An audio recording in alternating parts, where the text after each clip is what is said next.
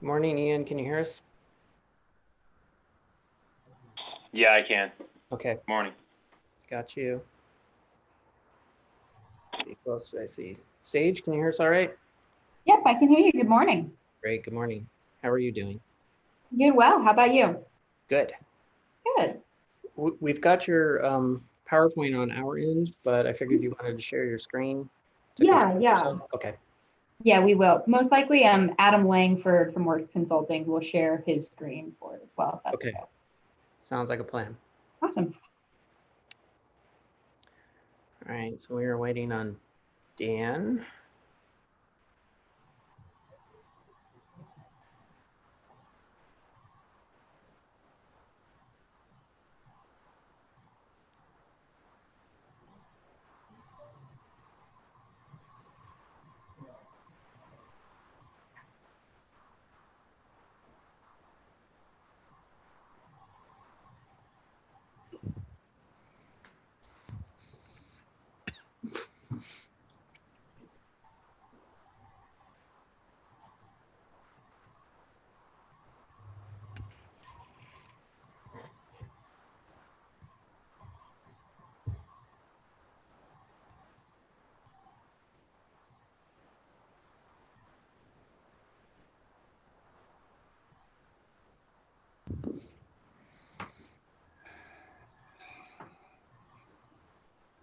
Hey, everybody. Hey, Dan, how's it going? Good. Yourself? Doing all right. I think we've got almost everybody on here. We're waiting for Adam, and is Jothan going to join us too, Sage?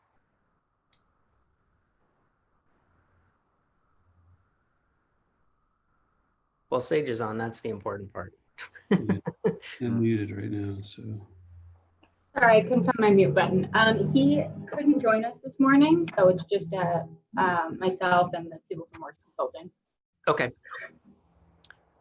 Hey, Chris. Yeah. Ed will join the meeting as soon as he can. He has another conference call this morning. Okay. No worries. Thanks. All right, Dan, I think we've got looks like we got a quorum, so. All right, very well. I'll call this meeting to order.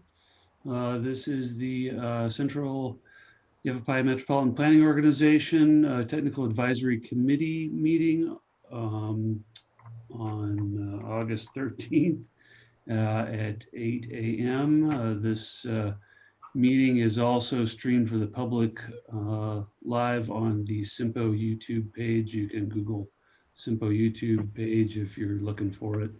And with that, Allison, would you please do a roll call? Chairman Cherry, Present. Vice Chair Marbury, Present. Member Hinks. We have a proxy, right? Yeah, he'll be on later, Jason said. Member Davis, Present. Member Mattingly, Present. Member Roth, Present. Member Winnis, Here. and the Prescott National Forest seat is vacant, but we have a quorum. Excellent. Thank you very much. Moving on to item number 2, we've got consideration and possible action to approve the July 2nd special meeting minutes of the TAC. I did look them over. I did want to make a note that John Latier has an extra T in his name than what we had on his agency update portion, but other than that, I had no other changes to it. All right, we'll add that. With that, I'm looking for a motion. Member Winnis will make a motion to approve the July 2nd, 2020 special meeting minutes of the TAC. How about a second? Second. All right. So we have a motion from Member Winnis, a second from Member Marbury. I'll do a roll call vote for approval of the minutes. Vice Chair Marbury, Yes. Member Davis, Yes. Member Mattingly, Yes. Member Wennis, Yes. Member Roth, Yes. and I will make it unanimous with a vote of yes. I assume Ed is still not with us. Very good. Moving on to item 3. Before we go to agency announcements, I believe that Chris Bridges wanted me to note that we heard yesterday that Richard Straub had passed away, and just wanted to make sure everybody was aware of that. Richard, of course, has worked most recently with the town of Chino Valley, but he was our public works director here at Yavapai County for quite a while. He actually hired both Chris and I believe, here at Yavapai County, and I always enjoyed seeing Richard at a lot of our antique shows and whatnot. I both have an affinity for antiques, so it was always nice to see him and catch up with him then. And he'll be missed. He was a big part of our regional transportation planning for quite some time. So, anybody else want to say anything else on that? I'll throw on, Dan, you're right.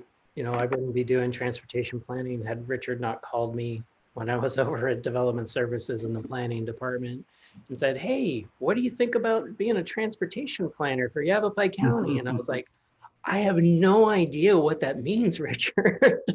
Right. And he said, don't worry about it. You'll be fine. I think you'll be great.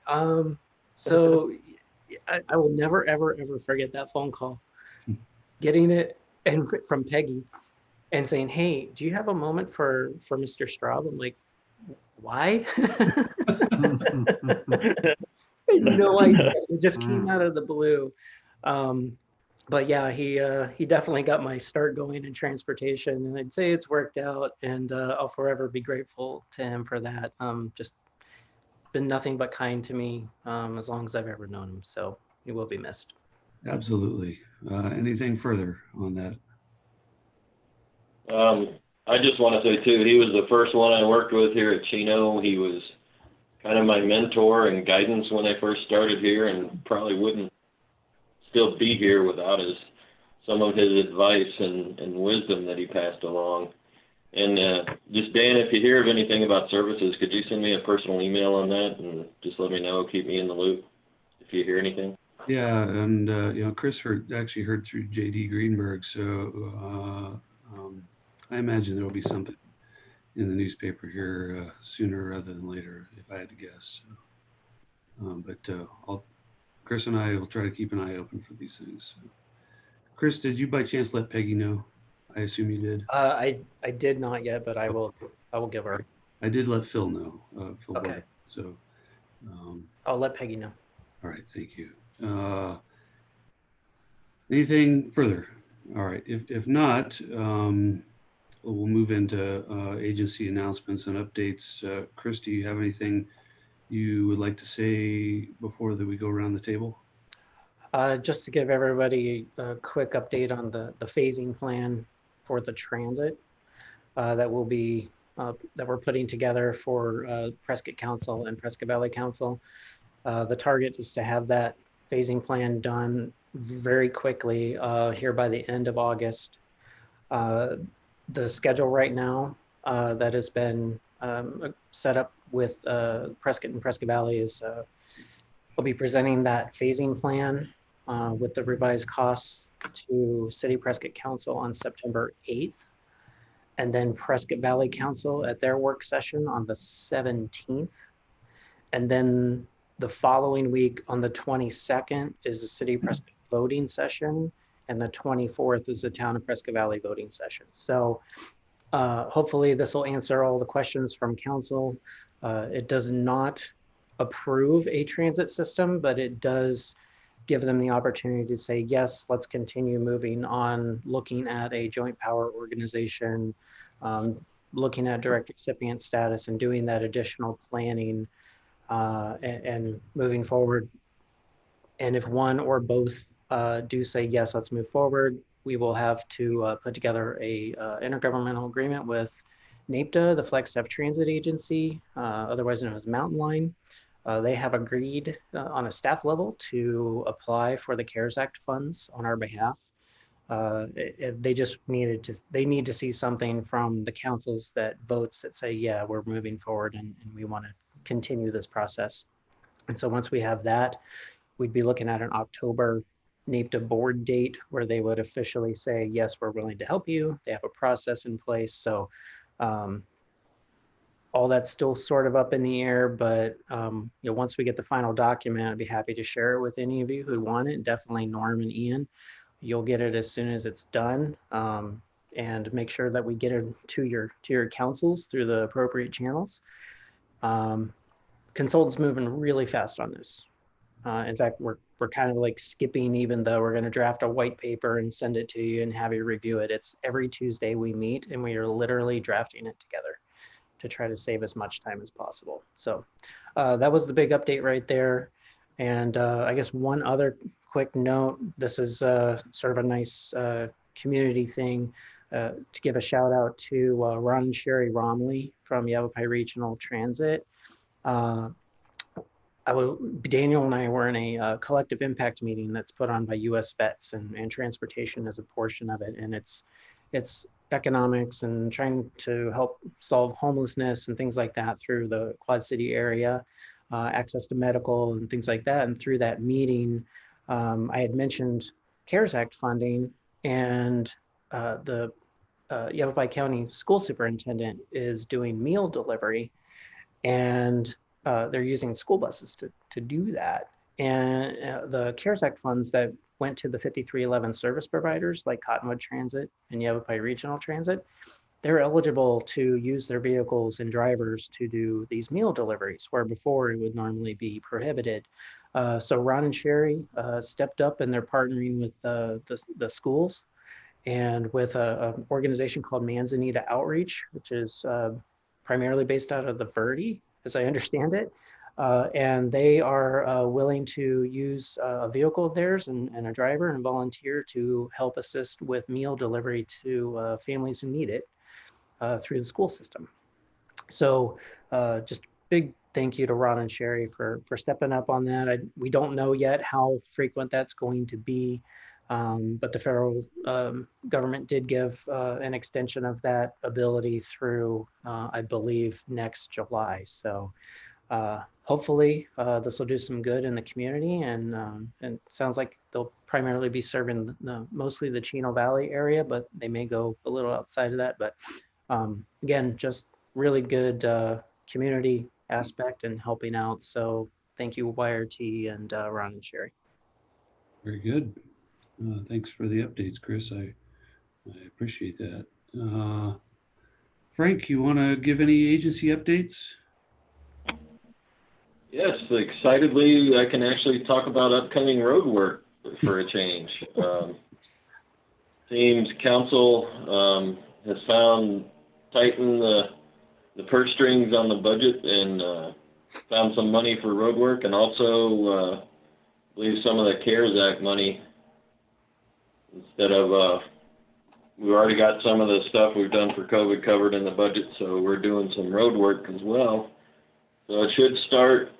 We've got a contract going to council next week for a chip seal project on 2 North.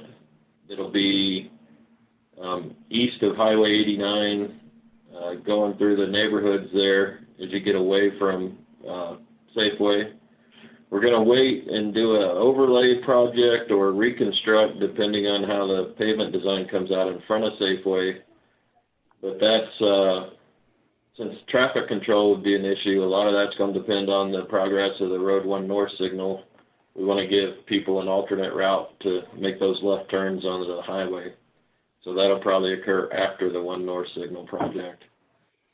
And then we're looking at about $1 million worth of crack seal and slurry seal in most of our major neighborhoods in town over the winter and next spring. So exciting times for the road guys here in Chino for a change. Very well. Anything further, Frank? Well, I think that's pretty much it for now. All right, excellent, thank you. Norm, you got anything you want to add for agency updates for Prescott Valley? Yeah, I do, Dan. I'm going to take a little bit of the county's effort here too, but the Sunset Lane, that's been a multi-year project, 4,000 feet of a regional roadway here in Prescott Valley, a great partnership with Yavapai County, so I hope you comment too, Dan, but we're going to have a ribbon cutting ceremony on Thursday, August 27th to celebrate the opening of that road. It's been open for about a week to traffic, but we're going to cut a ribbon on it on the 27th. So keep in mind, half that project was funded by the county for their residents in Castle Canyon Mesa. So a very successful project here and looks really good. So we're looking forward to that. Other one I wanted to announce, I don't know if we've met since, but the Glasser Free Flow Right, we actually had a ribbon cutting ceremony on June 11th. So we celebrated that little improvement. That was about a $500,000 project. And once again, we really want to thank ADOT and county for that partnership, because that was part of 3 lane widenings out there on 89A. They came out of that March 2018 89A study. So that Glasser Free Flow Right got us capacity there off the ramp. Everyone may recall the Viewpoint extra lane north of 89A got a lot of capacity off of 89A. In addition, we did that extra lane widening partnering with the county out there at Coyote Springs in 89A. So we wrapped up all 3 of those projects with a culmination with the Glasser Free Flow Right. But collectively, $1 million worth of work, in cooperation with ADOT and the county, and nice to see those capacity improvements put in place from a study we've done through CYMPO. That's what I got for Prescott Valley, Dan. Great, thank you very much. I will jump on with that on Sunset. That's been a great project out there, and Norm probably collectively included them in the county, but the flood control district was a huge part of that project as well. I think they put in over $1.2 million, if I'm not mistaken, into that project, and it was has really turned out well. I know it's been very popular. I've heard nothing but wonderful things from Supervisor Mallory about it. She, of course, traverses through there on a pretty regular basis, living close by, and she says she just loves seeing people out walking on the sidewalks in the evenings and whatnot. So that is my hat's off to you guys there at Prescott Valley. You really pulled off a nice project, and we're happy to be a part of it. So thanks. We've got Outer Loop Road is, we just did a stress absorbing membrane followed by a fiber mix overlay on Outer Loop. The overlay work was just completed last week. We're doing some shouldering and some guardrail work coming up here in the next 2 to 3 weeks, and that will be done. It really turned out nice. I'd like to publicly thank Earth Resources. We had them on board, and they really turned out a nice project on this. We ran the profilograph on it. They actually are in an incentive for their smoothness paving out there. So great job to those guys. We're happy to have them as another option for regional road paving options in the future. I know at least some of you have traveled down to Kirkland Hillside Road. That is outside of CYMPO boundaries between Kirkland and Hillside, but that is a 16-mile stretch of road that the county is currently doing a hot in place recycle on we've got Combs Construction as our prime on that, but the one doing the most of the work is Cutler Repaving. And that is a process that we have been talking about trying out literally for probably 15 years. And finally, we've got a project where we're giving them a go, and it's going very well. I think Cutler is kind of using it as a little bit of a crown jewel for them at this point. They're trying to get people from all over northern Arizona to come down and check it out and see what it's all about. And we'll look forward to seeing how it all turns out once it's done. But they're probably, I'm guessing, maybe 25–30% of the way done with it so far, and it's going smoothly. Our Mint Wash Bridge widening out on Williamson Valley Road, construction on that is ongoing. We did some HERF exchange on that. I think that was one of the last HERF exchange projects to make it through the process through NACOG right before the COVID restrictions hit, and that program kind of got put on hiatus. And we're expecting that widening of that bridge to be finished up probably sometime in October is our estimation, but it's going very well. We're using a contractor out of Tucson called Welcon that we've never worked with before, but they've been outstanding for us, and happy to say that's been a success. Our VertiConnect project, we had big news last month with that and got our decision document with a FONSI for the VertiConnect NEPA document. We did an environmental assessment on that, and Federal Highways Administration provided a finding of no significant impact on that, which has allowed us to move forward with a request for qualifications as well as review of those. And we've shortlisted 3 teams, and we are likely to issue a request for proposals to that shortlist starting next Wednesday or Thursday is my understanding. In addition to that, I've got a bunch of VertiConnect things on our Board of Supervisors agenda next Wednesday to get the grant agreement in place now that we have that FONSI. And it has been quite a ride. We've got about 30 months right now of this project, and it has really been nothing but compliments from a lot of the members involved, and all the way up to Office of Secretary of Transportation on being able to achieve what we've done in the amount of time we had. We're coming in right under the wire here with regards to the federal fiscal year. We have to have obligation to that funding, that $25 million build grant by the end of this federal fiscal year, and I think we're going to make it. So we're anticipating a design build team to be on board probably before the end of this calendar year, and design will get moving, and construction probably will start sometime in 21. So we're moving ahead on it. And then my last little update is just kind of a short one on our Williamson Valley Road safety improvement updates. We've got a turn lane improvement at Kelly O'Neill and Stringfield. That's all one intersection. And we'll do some kind of lowering of the road to help sight distance, as well as turn lanes in the middle, as well as improvements at right turn lanes. And our anticipated schedule on that is probably building a box culvert extension that we need to be able to widen for the turn lanes, do the box culvert this fall under separate contract, and then probably bid out the remaining work for construction next summer, probably overlap our 2 fiscal years is our intent. So that's kind of where the county stands. Let's move on to Ian. You got anything to share, Ian? Yeah, we obviously we've got the Willow Creek Road widening and curve realignment still underway. The closure there, the local traffic only closure and detour using James Lane and 89 is working pretty well. Some new delays for people northbound 89 just because the roundabout traffic going on there by James Lane and 89, but everything's going well, and that'll be done in the next few months as we widen that and improve that whole area.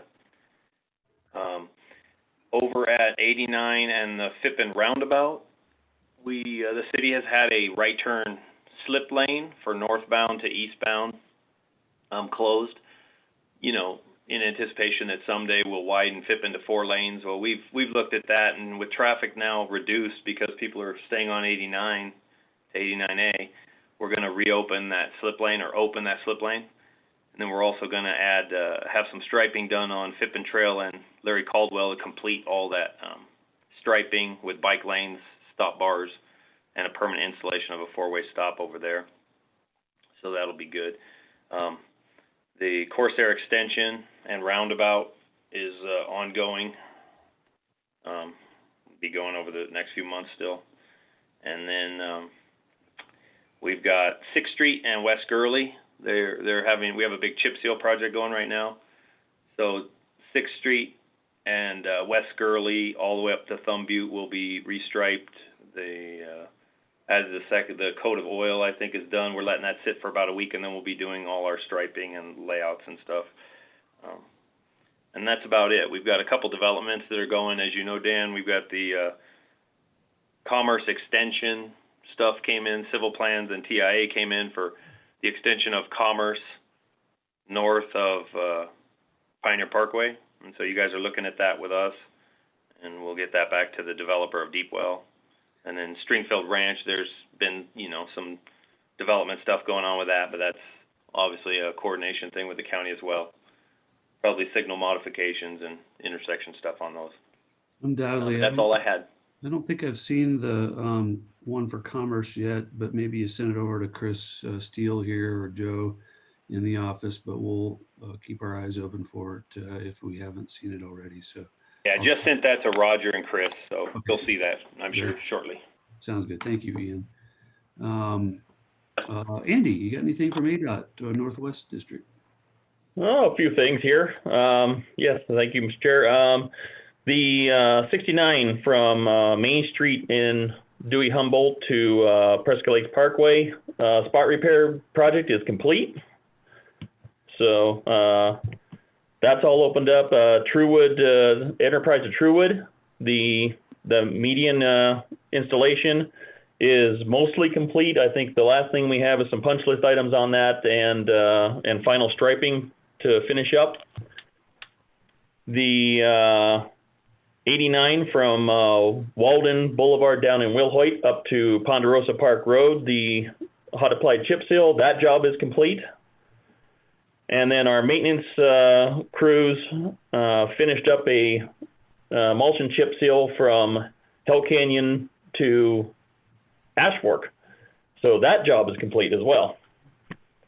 And then the other one that could be completed, the local government job, Government Canyon Bridge on Overland Trail, is also complete and opened up again. So good news on all those jobs. As far as I never ever thought Government Canyon Bridge would ever be completed, Andy. It was in the works for a long time. It took a long time for us to finally get it to advertisement, but finally got there, and Vasco and those crews did a really good job out there, I think, for all of us. So really happy to see that job finished. So as far as jobs coming up, the 69 is Spring Lane Signal project. Bids opened on that. Our apparent low is Combs Construction, so we're anticipating an award on that project hopefully this month, and then start construction hopefully in September on that. And then awaiting a bid date yet for the Road 1 North signal at 89. Andy, this is John. Yeah, John. Can you get the Road 1 North project was approved at PRB this week, and the advertisement date is set for October 23rd. Excellent. Thank you, John. I did not get that information. It's brand new, fresh info. Hey, right off the presses. And then the last announcement I guess I have to make is that this will be my last CYMPO meeting. John Latier will be taking over starting next month. So the anticipation is that we're going to get I-17 back on hopefully back on the program again. And if that design build procurement starts again, I will be up to my neck in work on that. So understood, Andy. We will miss you, but John, we're happy to have you join us on a more permanent basis. So thanks for the update on that, Andy. Thank you. Dan, if I could tag on to Andy's, the state board is having a meeting. Their September meeting is to review the updated revenue projections and kind of have a, as I understand it, a public meeting. And then October, they would be voting on the amended or new 5-year construction program. So we do plan to attend that virtually. I'm guessing that's how they still are, not in person. So we'll let everybody know following those meetings what they discuss, and just make sure you're all updated. Okay. All right. John, you got anything else from your neck of ADOT? You talking about John Latier or John Wennis? Sorry, my apologies. John Wennis. Okay, yes, thank you.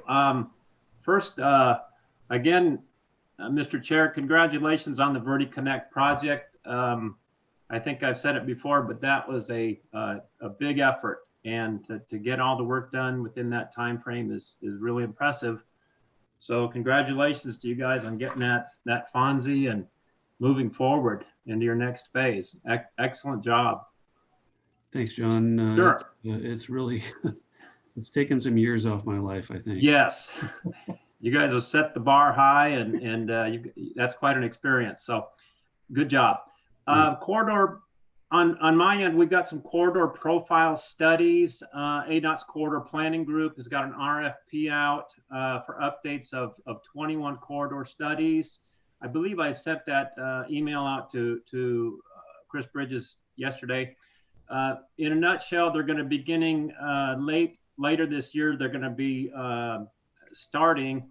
They're going to do the northern regions of the state first, which would include the CYMPO area, and that had a corridor study done in 2018 by AECOM for State Route 69, State Route 89, and 89A.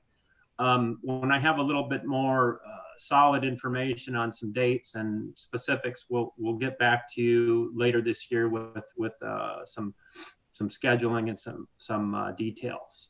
So that's kind of good news. We've got our COG and MPO guidelines manual being updated. It's a pretty large effort by WSP, and we've got it into ADOT's technical internal review at the moment, and we'll be sending that out to the COG and MPO planners. We're shooting for August 19th to get that out for review and comment, and then we'll have that manual hopefully wrapped up and finalized by late 2020. The ADOT 5-year construction program, I think, Chris, you alluded to that. Let's keep an eye on that October State Transportation Board meeting. Hopefully that's when there's going to be a decision made. Just an FYI, the next upcoming Transportation Board meeting is August 21st, and that's telephonic only.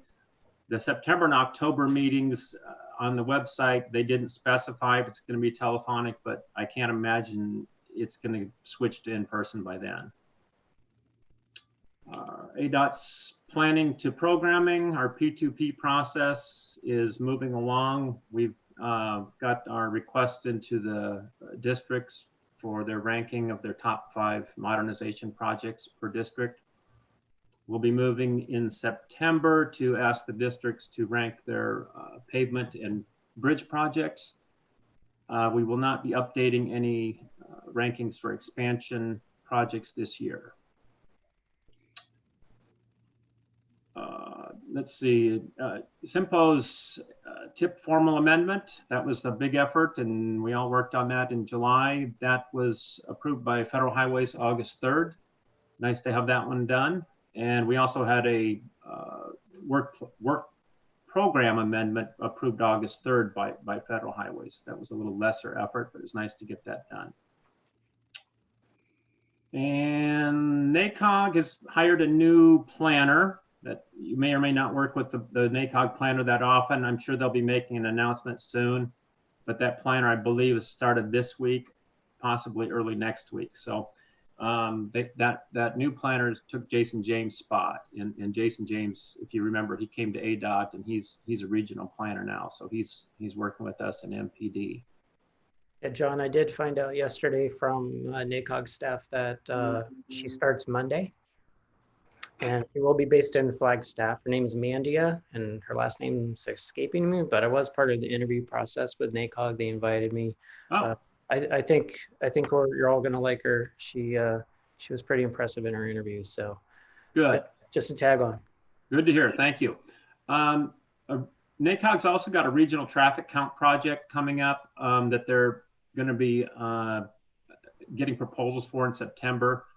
It's just an FYI for those of you out there that know that it's a pretty large effort, but they're gonna be dividing up the NACOG region into approximate, trying to do 1/4 of the area per year over the next 4 years. There's probably a lot more to it than that, but they are getting their RFP out for a professional services agreement to do a traffic count. So just an FYI. And we do have a new transit planner, Edmund Shepard, started mid-July.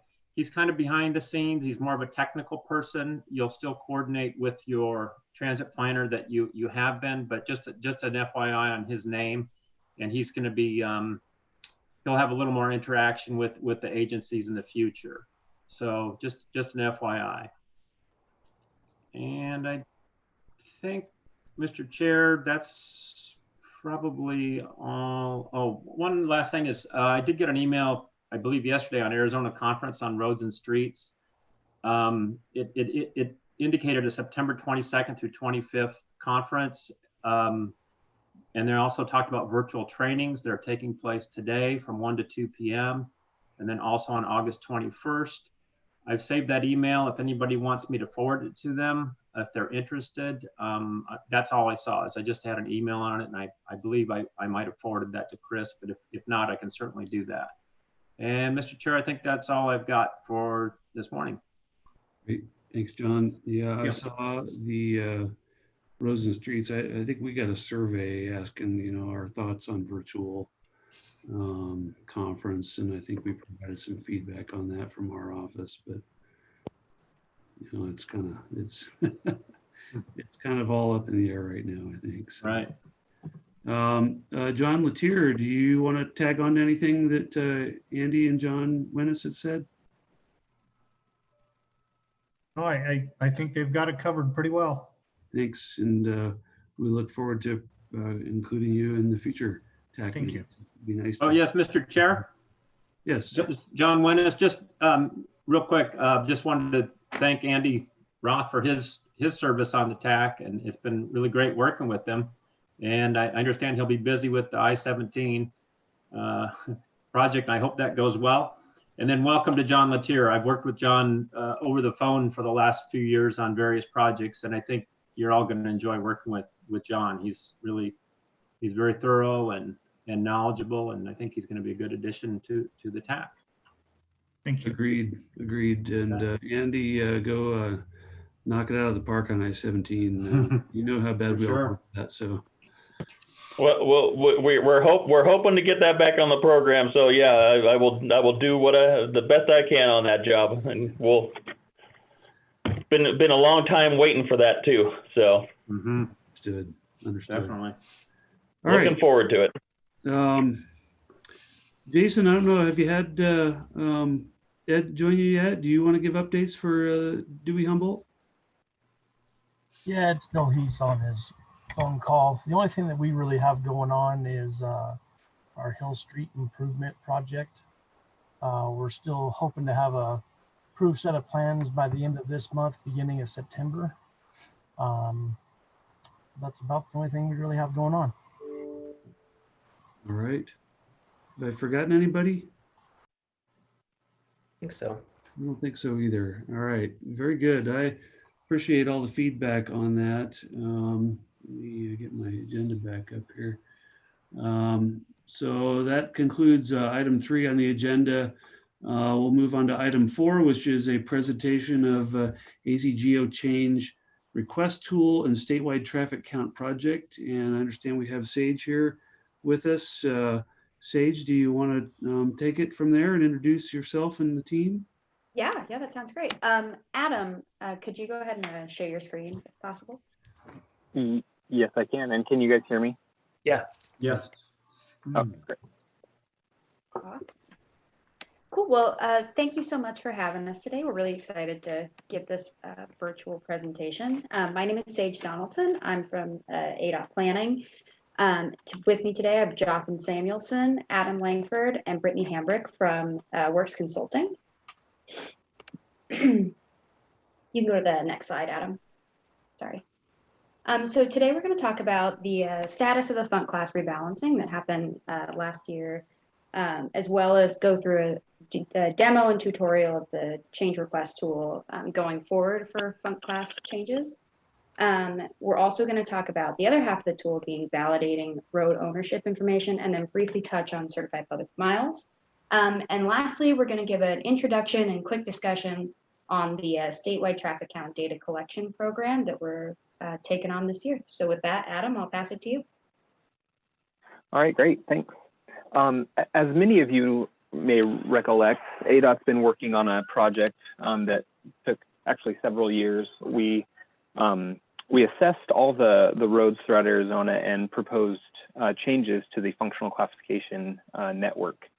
And this mostly took the shape of recommending upgrades of functionally classified local roads to our minor collectors and major collectors. And your participation in that was extremely helpful.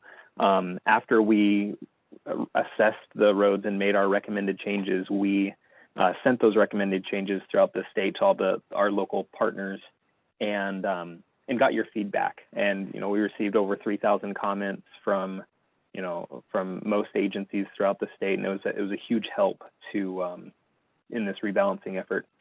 As you can see by the charts here, before we had a higher number of these local functionally classified roads, and we were pretty deficient in minor collectors in terms of what the FHWA kind of expected, or what those target ranges were through the state. After the rebalancing effort, we're now very, very well within those ranges that were expected. So it was very successful, and we appreciate all your help with that.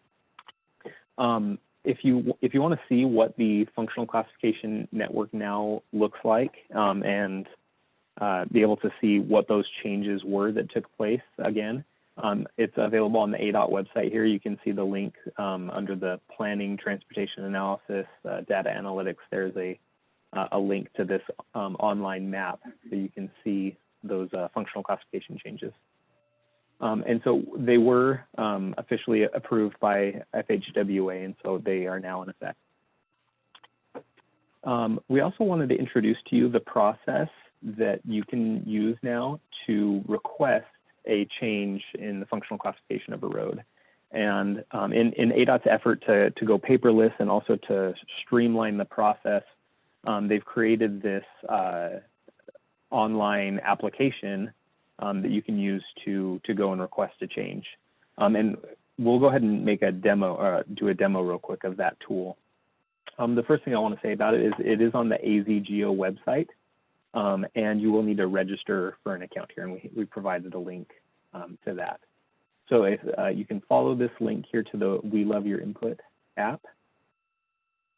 And this app will be used not just for functional classification, but it can also be used for to notify ADOT of other changes as well, such as changes in ownership or maintainership or verifying ownership. I'm going to go ahead and log in real quick. All right, so you'll want to first just zoom into your area, and it'll show you what the functional classification network is. We'll just zoom into Prescott here. There we go. And you can see the legend here. If you toggle this legend, what the different colors mean, if you're unfamiliar with it. The process that you can request a change to the functional classification is right over here on the left-hand side. You can click Suggest a Change, and then you just click on the road segment that you would like to change. So I'm just going to pick a random example here and to make a change. So I'll click that road, and you can also select multiple segments at a time if you'd like. All right, and then click Done Selecting. And this takes you to kind of an online form that you fill out to give us the information about the requested change. So I'm going to click Make a New Request. And here you can see what the roadway information is, Tamarack Lane and Delano Avenue. Next, you can select the functional classification you'd like to change it to, and then provide us with a brief description of why you're requesting that change or why you feel that change is justified. You can also provide comments. If you also want to further justify your request, you can provide traffic data. If it's not already on the MS2 traffic database system, this MS2 site, you can click here, not on MS2, and then you can provide us with the traffic data. You can also indicate if a realty has approved it or not. You can upload any documents, such as a formal approval or any other documents you might feel are helpful in justifying the request. And then you can click Save and Notify. This will send an email with the request information to all the people listed here. Automatically added to the list of people who will be notified are people in the area that you're requesting the change in. So Ian Mattingly from Prescott will be notified, Chris Bridges. If somebody should be notified that isn't on this list, you can add them down here. And if somebody should consistently be notified in your region, say Ian, has somebody else that reviews functional classification or just have somebody else that he'd like to be notified consistently, go ahead and send us an email and let us know, and we can add them to that list of people who are consistently notified. Click Save and Notify. Now what that does is it'll send an email out to all those people, and it provides a way to continue the dialogue. You'll be able to track the progress of your request. The people who are notified will be able to respond in an online thread of, asking for more information or letting you know what the status is, whether it was approved or not. And so that's pretty much it in a nutshell. Does anybody have any questions or would like to see anything with this?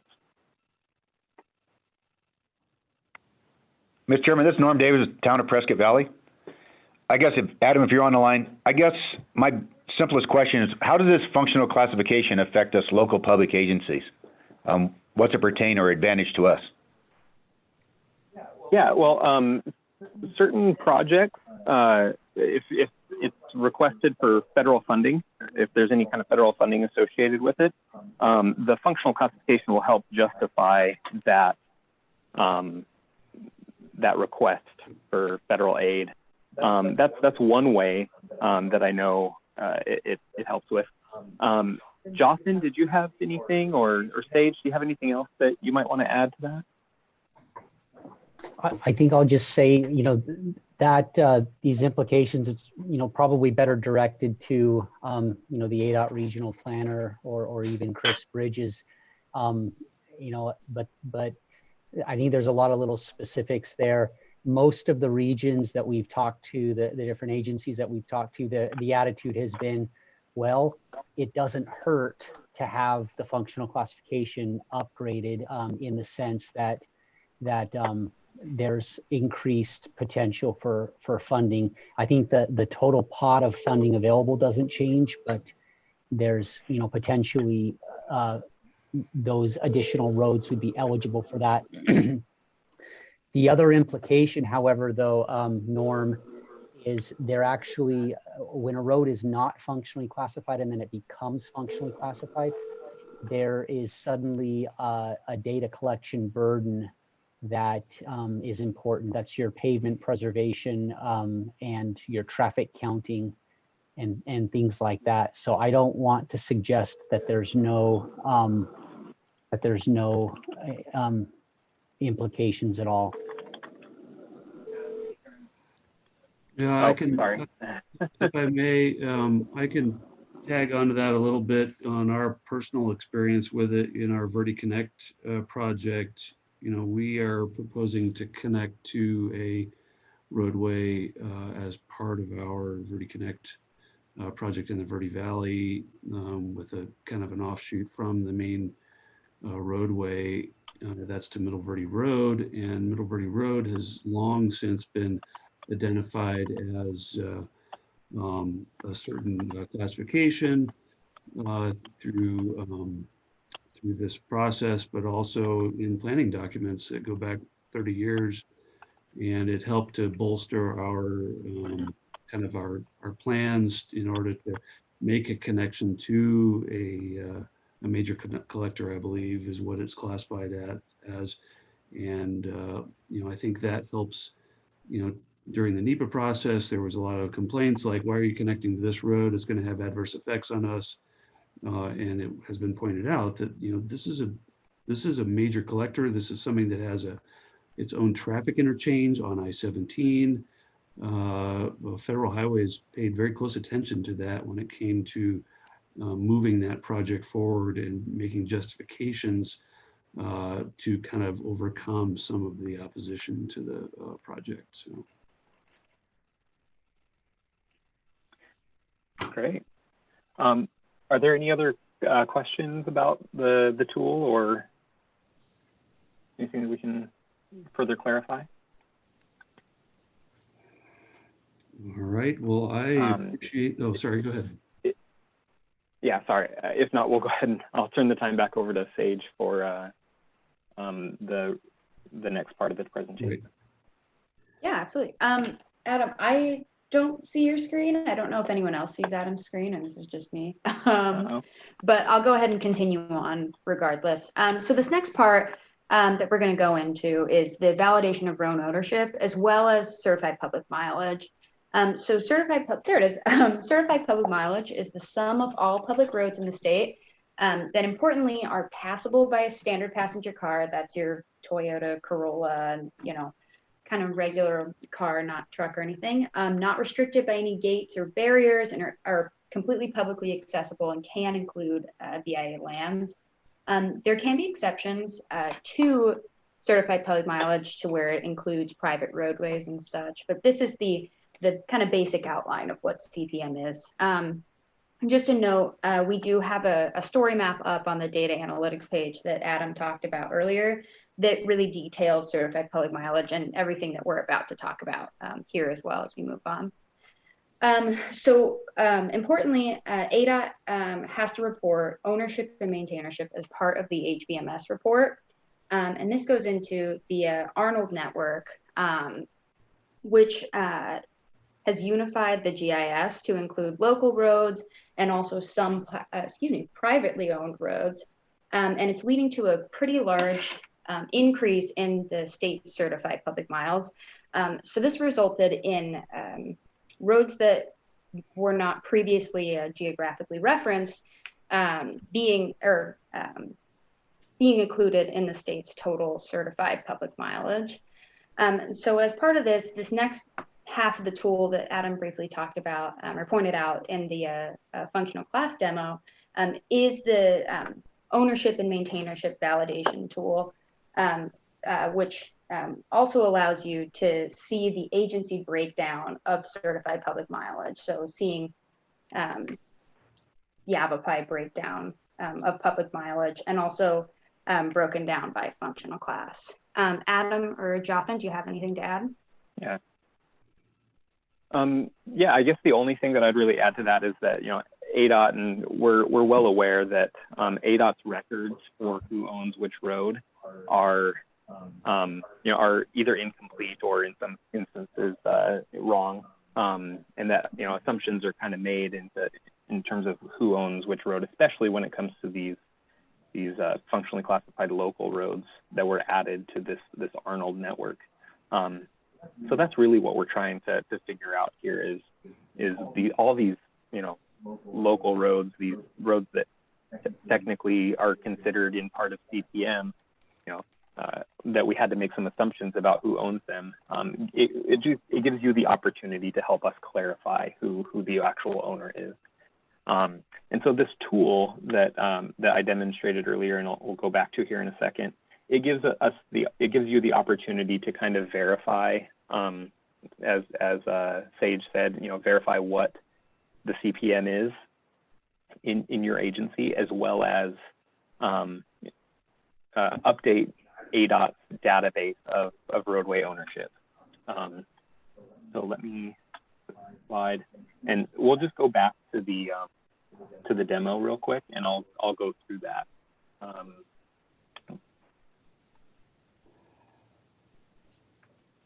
So over here on the left-hand side, right now we're looking at the functionally classified map, but we can also change to either ownership or maintainership. And this gives you an idea on, okay, which roads are owned by the town of or city of Prescott, which roads are owned by Yavapai County, Prescott Valley. And if ever there's, you know, a location that you identify or a road segment that you identify here is, wait a second, that's not right. We don't own that road, or somebody, you know, another agency owns that road or maintains it. You can indicate that here by doing the same thing. You can suggest a change. And before that, real quick, I also wanted to update or let you know about this agency summary tool up here. So you can also click that and select your agency, say Prescott, load agency street, and that'll give you your total mileage of certified public mileage in your area. So the town of Prescott we have down as owns 392 miles of Prescott owned roads. And it also gives you the breakdown in terms of what the functional classification mileage is for each category. And you can download that or see those exclusively. So in order to change the ownership, it's the same thing that you do with the functional classification. So you click suggest a change. Let's say you want to notify us that this road actually belongs to Yavapai County. Done selecting, make a new request. And you can select the owner from this drop down here. So right here, the Yavapai County. You can indicate to us if the maintainer is different from the owner or if there are multiple owners. And if there is a different maintainer, you can select from the drop-down list again. You can also just let us know if you don't think that this road belongs in that certified public mileage. You unclick it, and then you can tell us a brief explanation on why you think that might be. It's not actually a road, it's you know, not passable by a standard passenger vehicle, or for some other reason you don't think it should be included in that certified public mileage. You can upload any files you'd like, and then save and notify. And it does the same thing as before. It'll notify these people that are on the list, and you can add to it whoever you think is important to add to this conversation. And it'll send out that email and start the dialogue on who actually owns that road. So that's all we have for this. Sage or Jocelyn, did you have anything else that you wanted to point out for road ownership in CPM? I don't. Nope, I don't either. All right. So the last topic that we wanted to bring up today just briefly is ADOT's in the middle right now of a statewide traffic data collection program. Mostly this is to identify where throughout the state there are gaps in traffic data, and then find ways to fill those gaps or to resolve them. In many cases, local agencies are collecting that data already, and it's just a matter of sharing that data. So we've coordinated with local agencies here in the CYMPO region on and off for the last several years, and have gotten quite a bit of good input from you guys in terms of your traffic data collection programs, and some of you have started uploading those to the MS2 website. So we just want to encourage that to continue, and we'll want to be able to provide any support and help with that to continue or to expand.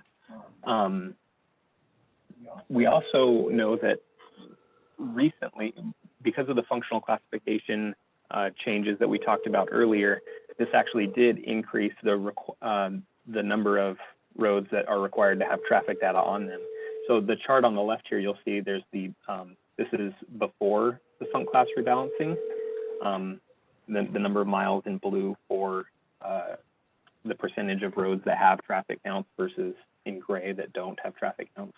And then after, you can see if I go back and forth a little bit, because we added so many newly functionally classified roads, that percentage went down And so there's, of course, this increased need to understand and identify where traffic data does need to be collected still. One way that you can help us out is by taking the survey down here at the bottom, this forms.gle. If you follow that link, it'll take you to a survey that you can just tell us about your traffic data collection efforts. And even if you're not collecting traffic data, we'd still love to have you take that form just briefly. Shouldn't take any longer than 2 to 5 minutes. And let us know about any best practices that we can share throughout the state, or any ways that we can identify ways that we can that ADOT can support traffic counting. Let's see. I think that's all I had on this. Was there anything that you wanted to add to that, Sage or Jotham or anybody? No. All right. Well, here's our contact information. Feel free to reach out to us. We'd love to touch base and talk to you a little bit more about this. Yeah, thank you everybody so much for letting us present. Real quick before we hand it back, I do just want to remind everybody, or just say real quick, on that data analytics page that Adam talked about earlier, there's a ton of story maps that are detailing all our statewide traffic program, and then things about MS2, tutorials for MS2, and all sorts of other stuff. And so I do just want to point everyone to that, just for information on front class, for traffic, anything that you can think of. We've got a ton of really cool story maps on there that may help you out. But that's it. Very well. Any questions from the TAC? Well, thanks to all of you. It looks like some valuable tools there, so I appreciate it. I will make sure I make my staff aware of this here at Yavapai County as well. And without anything further, one more chance at questions if anybody has any. I'll just Dan, this is Norm for Prescott Valley. Go ahead. Would we have the opportunity to get a copy of this presentation with some of those links so we can easily find them to answer some of the I think Chris requests? was going to say something on that. I was just going to say that. You beat me to it, Norm. We do have a copy of the presentation there, and we'll forward that to everybody when the meeting's over. Yeah, very good. Good question, Norm. Thank you. Anything further? All right, very well. We'll move on to item number 5 on the agenda: review, discussion, possible action to recommend approval of a request for proposals for the Regional Adaptive Signal Control Technology Implementation and Deployment Plan. Daniel, you want to talk on this, or is Chris going to take it off? We're kind of going to tag team on this one, Dan. Very well. Go ahead. Has everybody had a chance to review the updated document that was sent out yesterday morning? Yes. Yes. Okay. Yeah, I saw it. All right, perfect. If everybody's seen it, then we can kind of jump into questions here. Chris and I have put in a lot of time kind of updating the language, adding some new things for clarification, updating the title to make sure that it's really making sure it's going towards the assessment of the need and benefit, and the implementation plan, and make sure that we're not going to be buying this technology or putting in the boxes right away. With that, does anybody have any questions that we can jump into? Go ahead. If you want, Dan, I'll jump in because I've got it on my screen here. So. Okay, perfect. Yeah. You shared it before I could. Yeah, I clicked it. I'm like, why is mine not going? Okay, perfect. I jumped in too quick.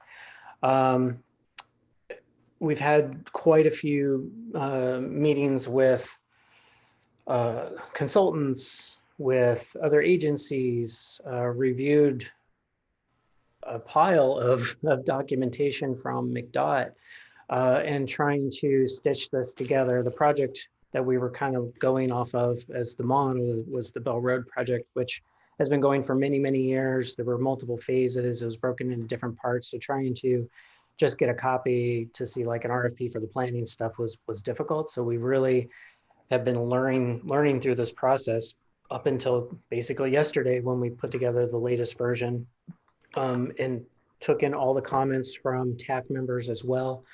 We did change the title to, like Daniel said, to be a little more clear on, definitely this is a planning study.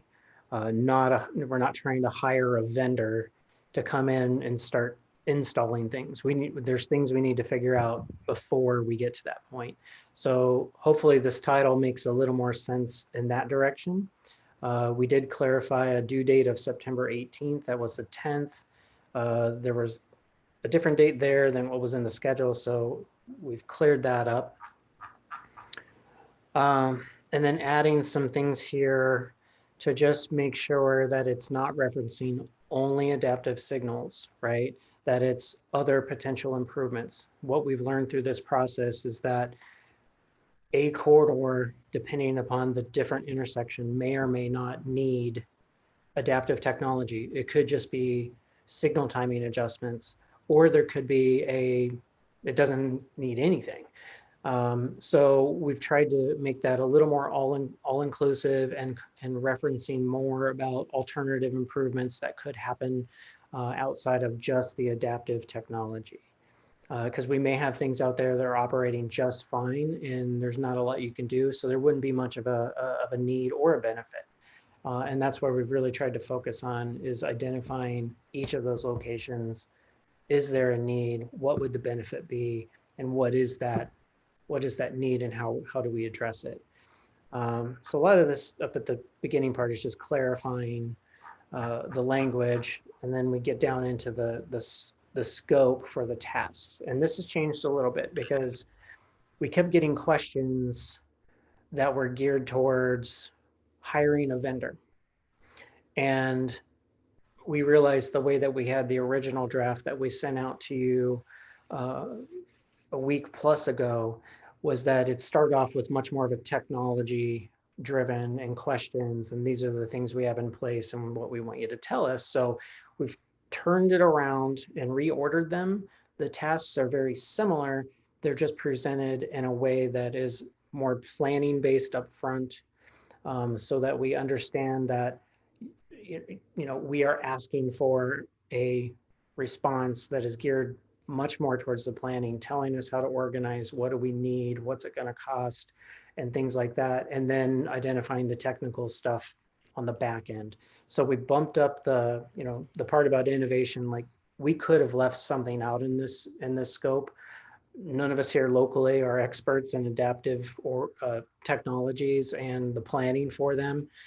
So we've kind of put in here, there could be some other things that the consultant who chooses to submit a response could say, hey, this is something that you should also consider as an additional task, and it's something for us to review in their proposal. Expanded and raised up the need and benefit analysis to really communicate that this is one of the more important things that we're trying to figure out what we need, but also including things like travel time, congestion, efficiency, and then cost versus what that benefit may be. And then rather than having the technical stuff as separate tasks, we put them as subtasks under 3. So it's more tied to the need and benefit, but we still want to talk about coordination of the system. That's probably more important for a 69 and Glassford interaction than it is for Willow Creek and the other 2. But there could be the advantage of coordinating under a single agreement to help control, or we could say, no, all these are going to be implemented individually and controlled locally for the ownership of the roadway. And then getting in, like I said, the technical stuff, the communication devices that help the signals communicate between each other and with the software central location, detection equipment. Some locations have loops, some have cameras, some have radar. And are any of those adequate, or should they be upgraded as part of the project? Or do they function as is with maybe some other alternative improvement that might just be a signal timing change? And what you have works fine. So it's a way to, hopefully save some costs there. And then traffic counts and projections of those. Feedback that we got from ADOT was you definitely want those to be newer than 2 years old and to do a projection for a 5-year period. to be able to make a good projection on what your signal timing and or adaptive technology is going to need.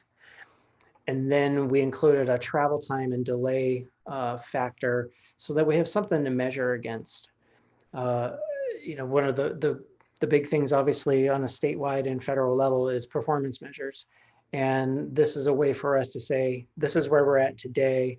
We put the improvements on day X, and then we revisit it in Y, and we say, hey, our travel time has reduced by X amount of minutes, or the delay by a certain amount. And that way we have a measurable to be able to show what the improvement has been over time. And it's also a way for us to watch and look at in the future if there's something that happens to be reducing or getting worse. Is there an opportunity for us to go back and revisit it and make some additional changes, or are we looking at other improvements? And then obviously getting a cost estimate for each of the locations, and then a corridor as a total and for a whole project. Obviously, there could be options for some CYMPO funding to go in on this if it's not funded just locally to be able to get some of these things going. It's just a matter of shifting some priorities again in future years with some of the CYMPO dollars from planning into this type of project, if that's something we needed to do. But without a good cost estimate, we don't know what that is going to entail. Then you get into the standard stuff about, final draft, and then presentation of the TAC and board. And then we did include this optional grant assistance, which we've talked about in the past, that potentially the consultant that is hired under this RFP could help us draft a grant application that could be some sort of, it could be build, it could be whatever. There's technology grants out there through federal highways, US DOT, there's a variety of different things. So we wanted to include that in the draft for your consideration as potential to help us in the future. So with that, everything else that's in the bottom part is dates, times, 20 pages, single-sided, because we're asking for digital only. The schedule, I should say the scoring, is pretty typical for what we've used in our past RFPs, broken down by percentage of the different elements there. We did get a 0% DBE goal, so that is official and in place. And then the schedule in general, if you like this or whatever changes we need to make out of your recommendation, would ultimately take this to the executive board on the 19th, which is just around the corner, and then get it advertised the day after on the 20th, and then have responses back on the September 18th. And then we have a TAC meeting October 1st that we would schedule review and ranking, taking advantage of that time. Unless you want to do a separate meeting in between the 18th and the 1st, we could schedule a working group first, and then have the review of the ranking on the 1st, if that's preferable to all of you. And then ultimately looking at a beginning of December NTP, because this is not under the on-call, this is a separate professional services agreement. And we would obviously have to go through contract negotiation and attorney reviews, which recently has taken us a little longer than we normally would have, but just trying to factor in what those delays may be. So that's the bulk of what we wanted to run through today. Did you guys have any suggested changes or questions for Daniel or I? Mr. Chair, this is John Wennis. I had a question for Chris and Daniel. Go ahead, John. Yeah, Chris, I haven't done one of these control technology projects before, and the only thing that kind of jumped out at me, I guess, is that in the introduction, we're talking about the road sections that we want to have this work done on, State Route 69, Willow Creek Road, Glassford Hill. Those are all, they're pretty large sections of roadway with I'm assuming quite a few intersections. My only comment was, is this scope of work maybe maybe too large for one project. And I'm just saying it just intuitively. I think maybe it's just like, no, it's fine. We think we've scoped this just fine. I'm just, the example project in McDOT that I looked at was just one section of road, and with the appropriate number of intersections. But I'm just curious if there's any concern about this. We're giving them too much to look at. That's my comment or concern. It's a good question. Daniel was lucky enough to be able to research all of the intersections and to provide the list. So Daniel, can you give a quick overview of the total number of signals on each of the 3 corridors? Sure. We had 52 signals total, and I need to find this document real quick. Yeah, if you want to put it up on the screen, I don't have it. I have it on my other computer. Okay. I'm trying to open it real quick. I'm not logged in.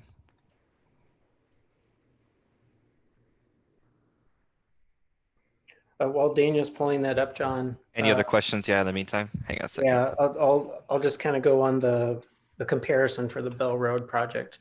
So Bell Road project, I believe, had 50 traffic lights on it as part of the process. Now that was broken up into 4 segments, but that had more to do with the political jurisdiction boundaries, from what I understand, than the quantity. Mm-hmm. So with that one being around 50, and what Daniel just found, or I shouldn't say just found, he spent quite a bit of time looking at the maps and identifying the intersections that were in the same boundary. Chris, have you gotten any feedback as to the scope? I know you've met with a lot of these interested consulting firms. Has anybody given you feedback that it may be too large of a effort? Not as far as size, but the biggest questions which we tried to address in the change in language was the intent. Mm-hmm. And that's where I was getting comments when Daniel and I would meet with them of, so are you looking to hire a vendor who has the technology to come in and do this for you?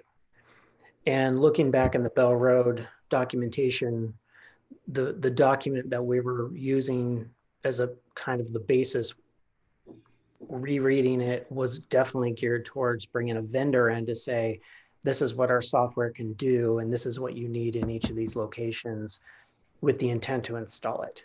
So we really had to step back and modify to reword it towards the planning. We didn't get anything in the realm of size or scope as far as number of locations being too much. So there, I hope that answers your question. Yes, Mr. Chair. Thank you, Chris. Yeah, I just I didn't want to cast any negativity on the scope. I just, for clarification, that helps me. I just wanted to make sure we weren't going to get a watered down product if we had too asking too much or having the consultant look at too much. But that's a good explanation. That kind of assures me that we're in the ballpark. So thanks for the explanation. And the breakdown for the signals, SR69 has 22 signals, Glassford Hill has 10, and Willow Creek has 20, but that depends on where, if we want to cut it off at Iron Springs and Whipple, or if we want to keep going all the way down to Gurley. Yeah, that was some of the confusion there, is Willow Creek Road changes names 3 times. Well, it's technically Deepwell on the northern end from the roundabout, right, where the construction's happening, and then it's Willow Creek Road, then it's Miller Valley, and then it's Grove. So in my head, I just said Willow Creek, which is why we expanded it on the, let me get the document back up, on the description there, that it's inclusive of Miller Valley and Grove. And we can reduce that if you'd like. It probably takes out, what do you say, Daniel, 5, 6 signals? Roughly, yes. Somewhere in that so neighborhood. if you stopped at Iron Springs, it would only take out 4. We definitely feel the Iron Springs, Whipple, Willow Creek, Miller Valley intersection by the hospital should be part of this and not left out for sure. Once you're south of that, and maybe Ian could answer that better than I could. I don't know what kind of operations or signal related issues that you're dealing with, Ian. But if you want to include it, we do have it on the scope here, but we can easily just have it stop at the hospital intersection. Yeah, Chris, this is Ian. So obviously we had initially wanted to get 4 points all the way out north because we drop off quite a bit of traffic once you hit Whipple. And so while it's a benefit to have it go all the way down to Gurley and Grove, if the group felt it was, those 4 signals would save something or allow us to get a better product or something, then certainly we'd be willing to give those up. But the 16 or 17 from the hospital all the way north are the priority for us.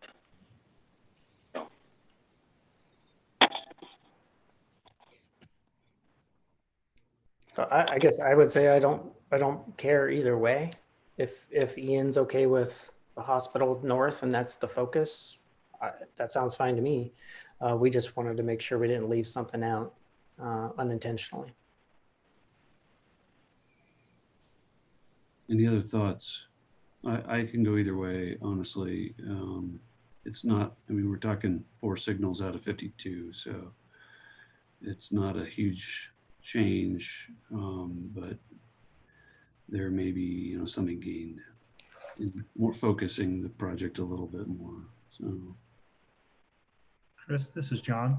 A thought on that, when we spoke with one of the consultants the other day, they mentioned that their study for the adaptive signals within each corridor, they identified the potential to break each corridor down into segments where certain treatments might work within a certain section of a segment.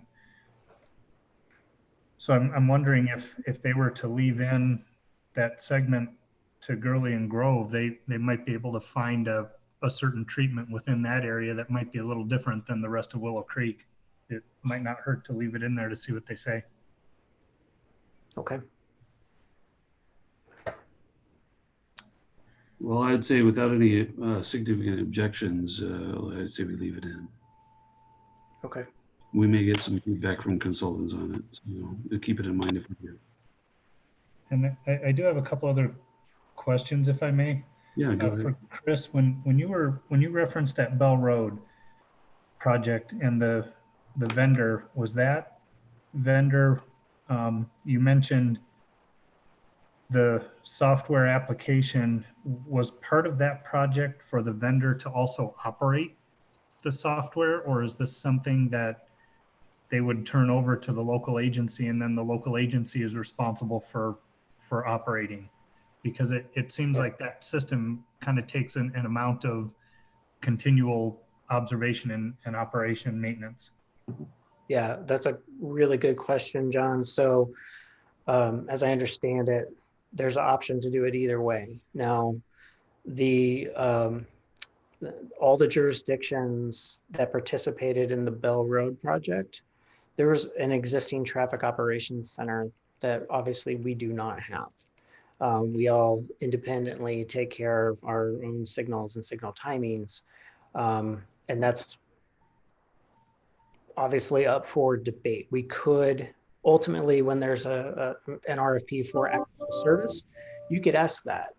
The way that it's worded in here is to identify how that would best work.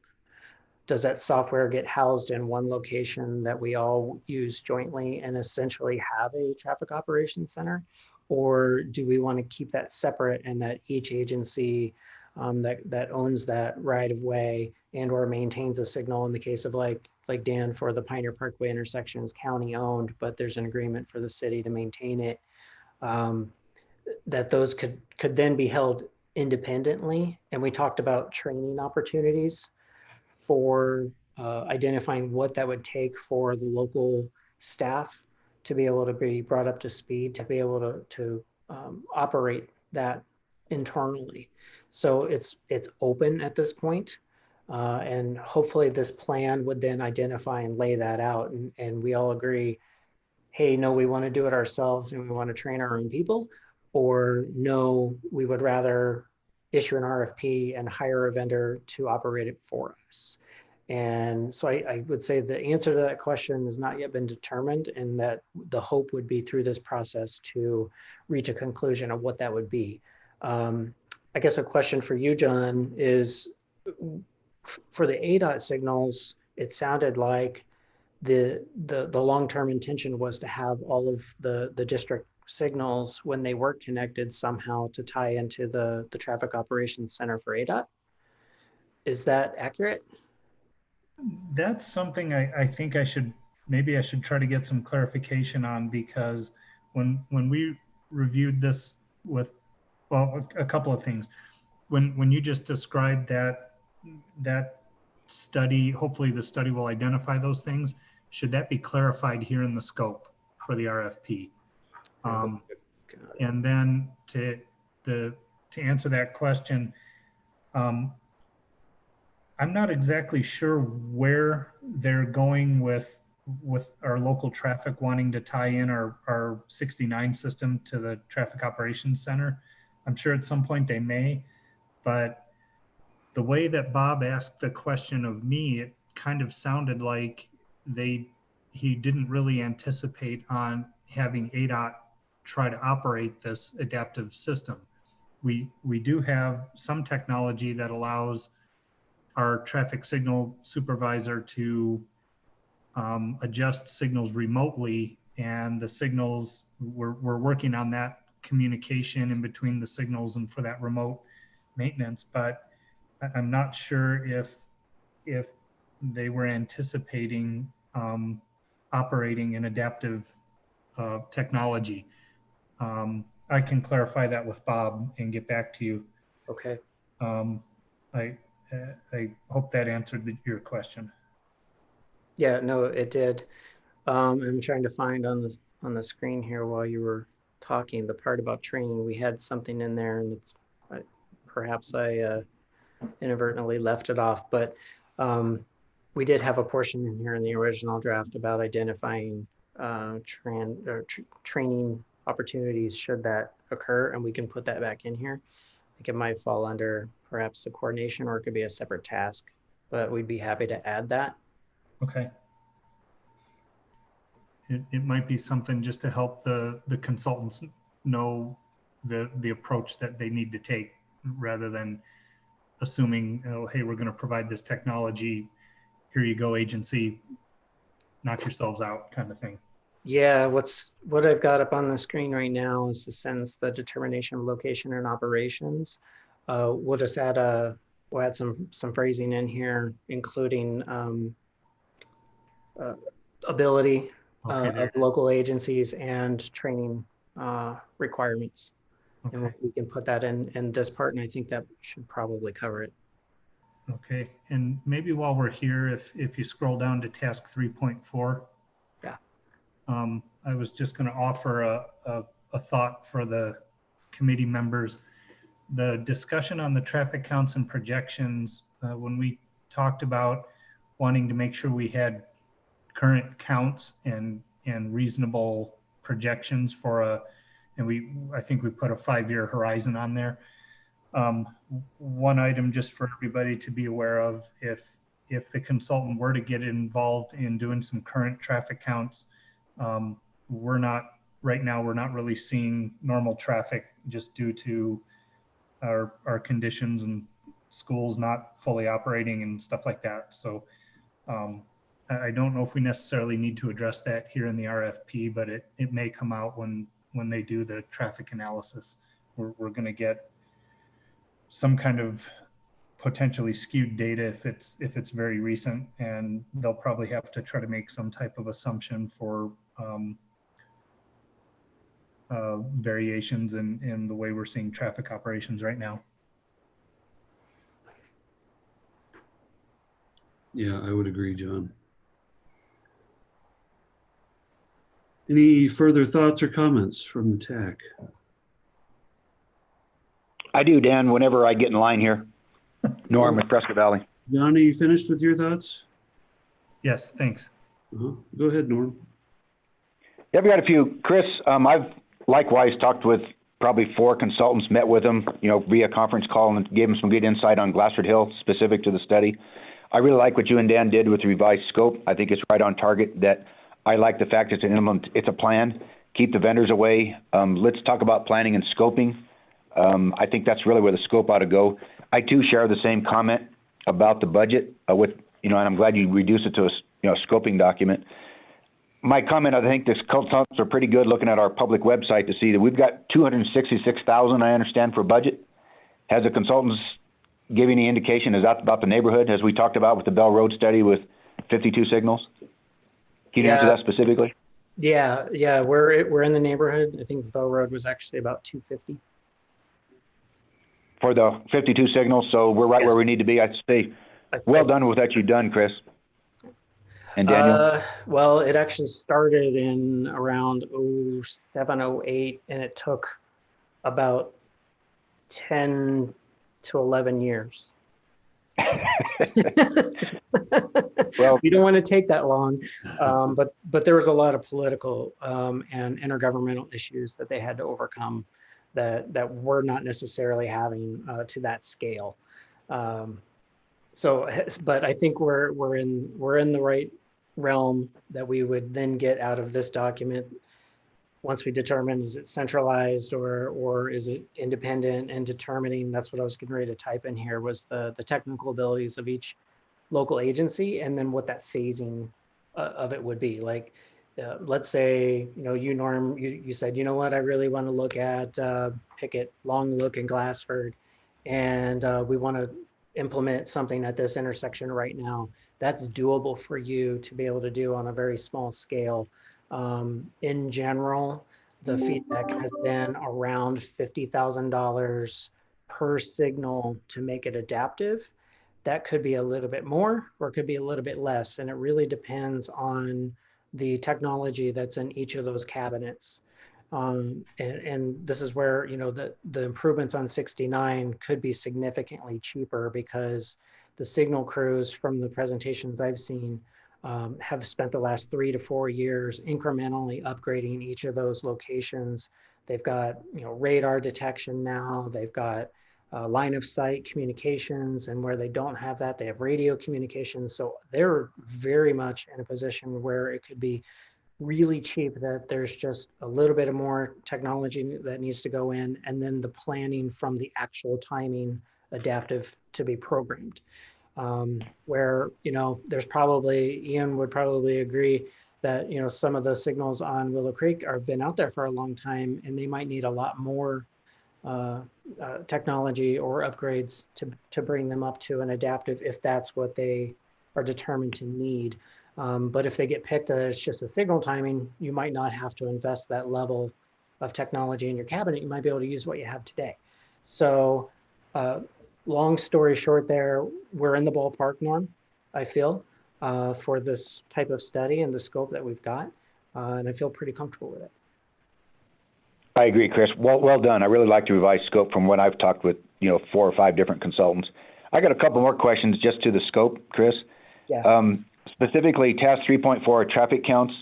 Prescott Valley specifically, we haven't counted since 2017. I don't know about the exactness of within 2 years. Yeah. I particularly don't think that needs to be there. We'll give them most recent traffic counts. But tell you the truth, if you're looking at intersections, adaptive signals, isn't that a lot more turning movements too?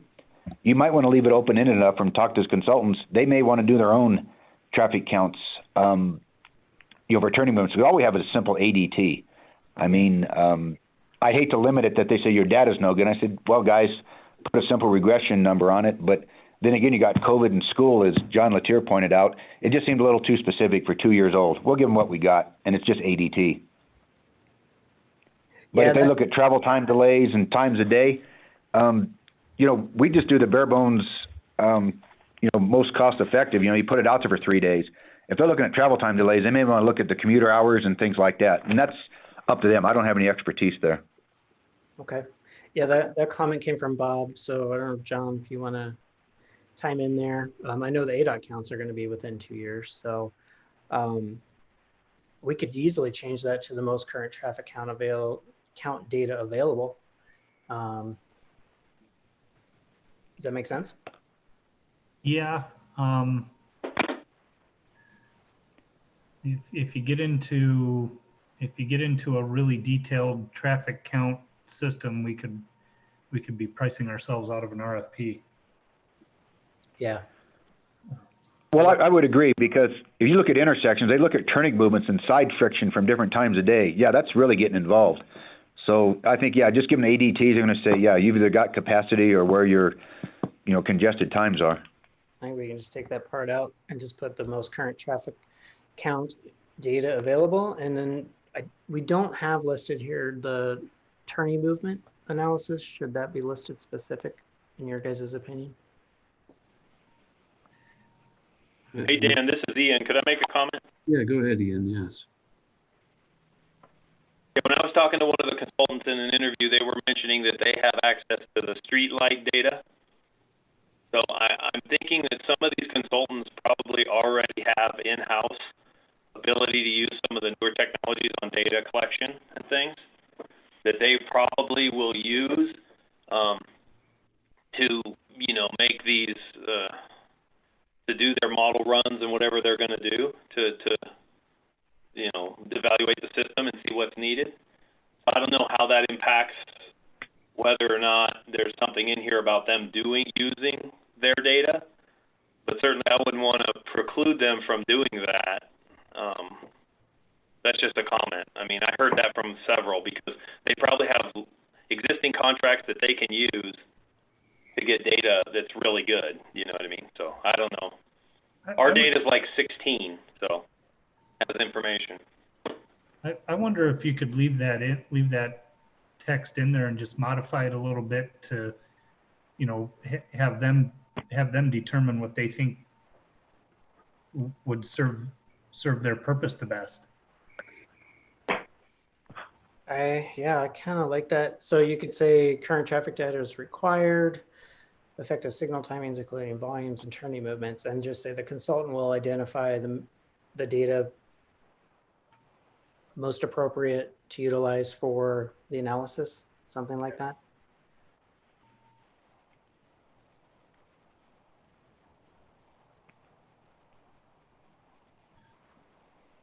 Or what I put up here was that they just confirm and coordinate with the agencies that the information maybe that they have jives with the information that we have locally. That way it's a little more open-ended. Yeah, that'd be all right too.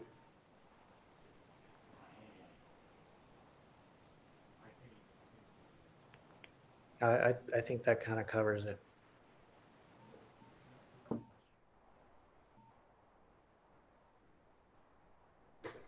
Okay.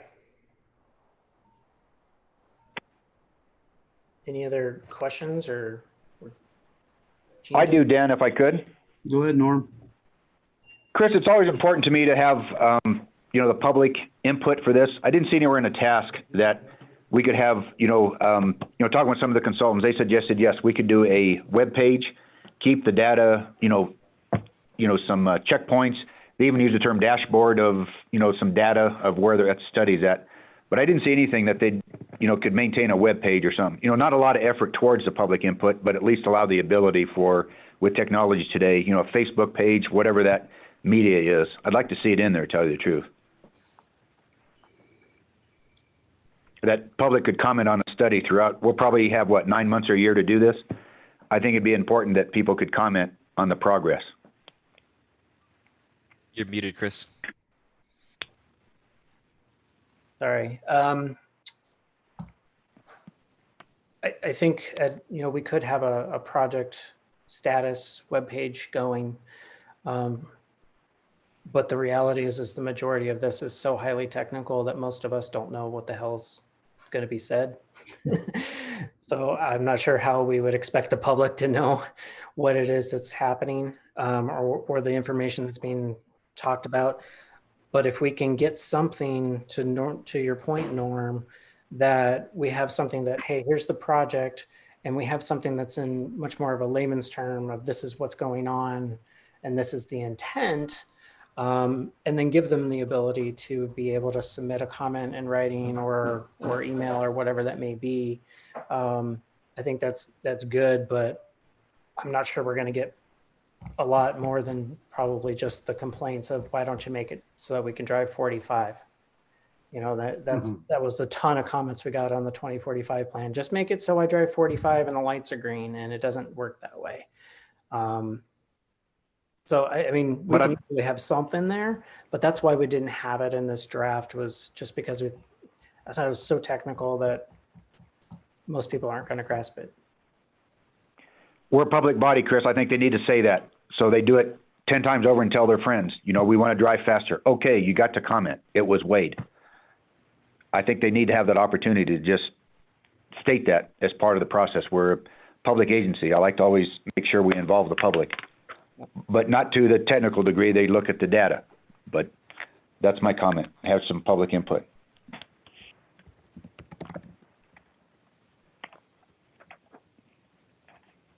If I could, I had one last comment, if I could. Go ahead, Chris, we've talked about the timeline. I have a little concern. I just want to know, you know, we've taken quite a bit of time, this adaptive signals. We're going to look at, I've had a lot of consultant input. I just want to make sure we get to evaluate these fairly. You know, the consultant's going to put quite a bit of time. I just worry about trying to jam this on a technical or a TAC meeting with other agenda items. I personally would like to see us be able to have a working group meeting sometime, you know, the day before, something to be prepared, but we can dialogue like we are now in a working group meeting to say, yes, why do you like this over that? You know, once again, we each have a separate corridor interest and maybe individual interests, make sure those all meld together. But I think just to try to review this at the same TAC meeting October 1st would be difficult, especially for this study. Agreed. We could do it any time the week before the first. Why the 28th, 29th, or 30th are pretty open. So I guess if you want to look at your calendars, we could do it right now, or we can send out a poll on the email with some date options here. And even the week before, trying to avoid any of the council meetings, obviously, or board meetings. Yeah, those 3 days are really good for me right now. Primarily because it is the 5th week of the month, so I don't have those recurring meetings those 3 days, so that I have a lot of other times. So me too. I mean, I'm wide open on the day before the TAC meeting on the 30th. So if people want to give that some thought, if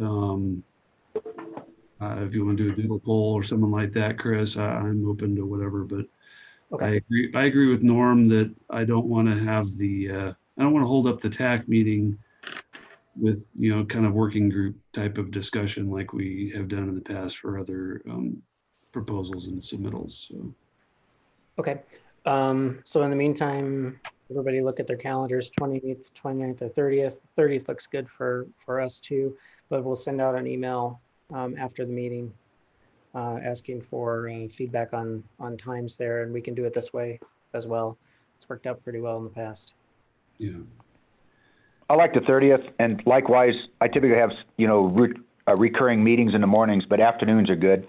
Maybe 1 o'clock on the 30th, and we go for it until we're done at this point. But I understand we'll do a Google Calendar. Yeah. Okay. All right. Any further input or thoughts or questions? And just real quick, the last line I typed in here under project administration is that the website shall be developed by the consultant for public information involvement opportunities for the duration of the project. Is that acceptable? Because we can nail it down as far as time and how it's hosted and all those things in the contract negotiations and final scope. Thank you for adding that, Chris. I appreciate it. Got it. Mr. Chair, this is Wennis from ADOT. I had just a comment. Yes, John. Yes, in the chat box, I put a brief message about traffic count during the COVID era. It was an early April email from our traffic monitoring group that just was alerting to the fact that we're doing traffic counts that reflect the current conditions. So if someone wanted to go on to that site, they could just see what the trends have been, at least since early April. I haven't been on that site for a few months, so I can't tell you what's on it right now, but it's kind of an interesting site to visit, just see what the numbers are on these highways. So I put it in the chat box if anybody wants to refer to that. Thank you. Thanks, John. Sure. Thanks. All right, I am looking for a motion on this item here so we can get this thing moving forward, I believe, to the executive board.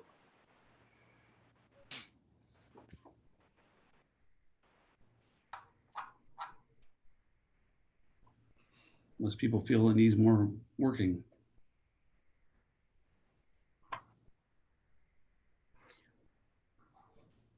Yeah, if you're comfortable with all the changes we've made today, you could recommend to forward it to the executive board for their consideration. If you want to take more time, we could delay this to the September TAC meeting and we could revisit it, send this out, give you a chance to read it again, and we could delay that recommendation to the board till their September meeting and just push everything back a month. Is there a preference from the general TAC? Mr. Chair, this is Frank. I'll take a stab at making a motion if you'd like. I make a motion to recommend approval and advertise the request for proposals for the Regional Adaptive Signal Control Technology Implementation and Development Plan with the the noted changes from today. Appreciate that, Frank. Thank you. Mattingly will second. I'm sorry, that was from... Guys, I hate to, I would like to put that assessment of need and benefit implementation. The motion really has, forgive me, Frank, you had implementation and deployment. I don't know if that's what we're after, guys. Assessment of need, benefit, reading the title from the latest request for proposals. Excellent point, Norm. If I may, for point of order, I didn't quite catch who made the second for starters. That was Ian. Okay, Ian. Mattingly. Ian. Thanks, Ian. I have a motion from Vice Chair Marbury with a second from Member Mattingly. And as Norm has noted, the title of this RFP has changed to Regional Adaptive Signal Control Technology Assessment of Need, Benefit, and Implementation Plan, rather than what had been noted on the agenda prior.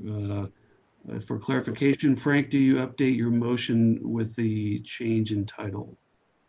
Yes, Mr. Chair, I'd like to update my motion to reflect the current title of the RFP. All right, and Ian, second on that updated motion? Yes. All right. Any further discussion? With that, I will call a vote by roll call, and we'll start with Vice Chair Marbury. Yes. Jason, is Ed there yet by chance? No, he's not. Okay, all right, very good, thank you. Member Davis? Yes. Member Mattingly?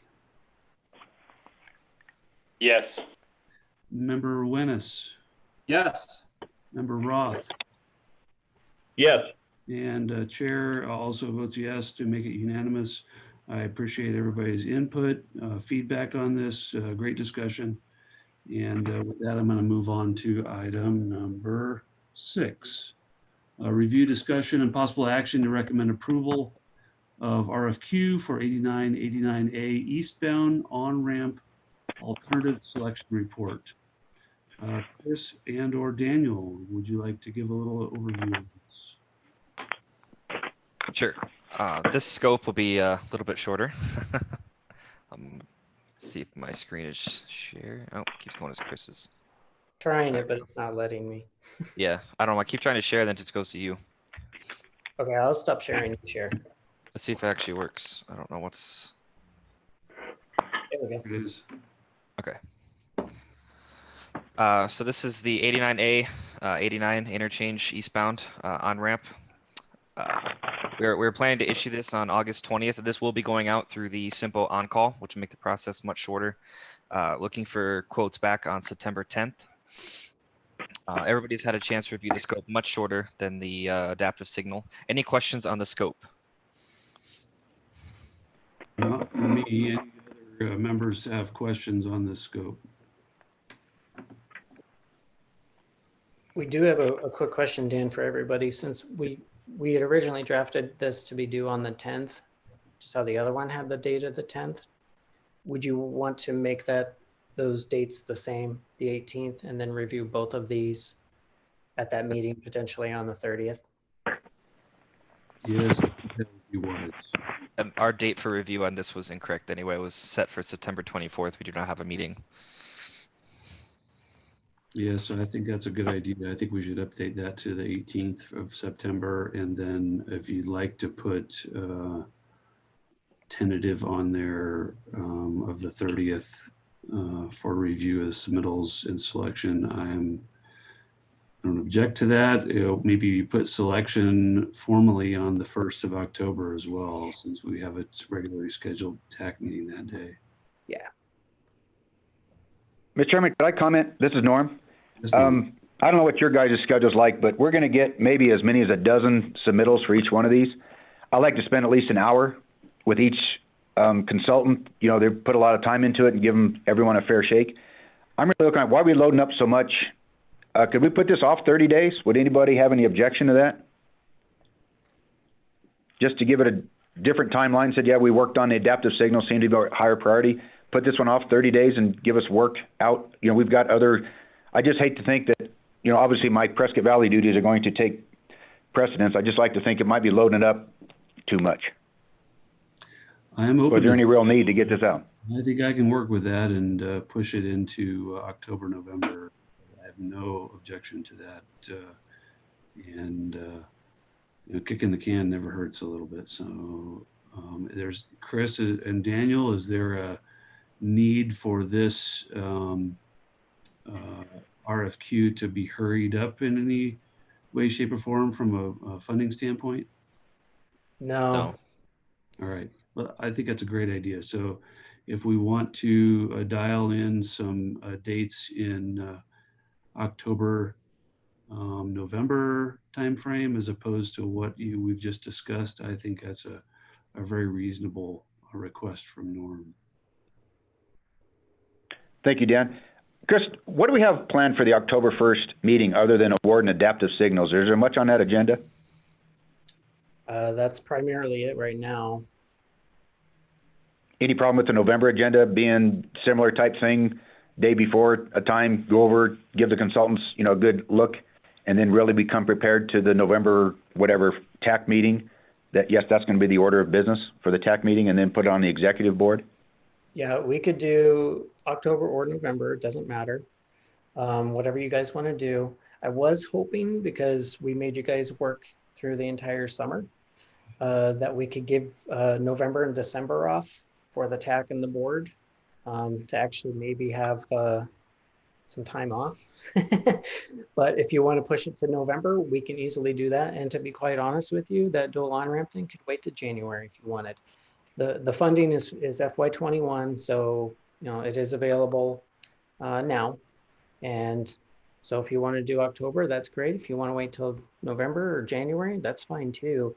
I do agree with Norm, which is why we were kind of thinking the bigger time window to submit a proposal, because you know it's rough enough that we got that big RFP one coming out, and then they also have to scramble and put together another one for this project. And I think, just to be fair, would be at least to send it into October would be good.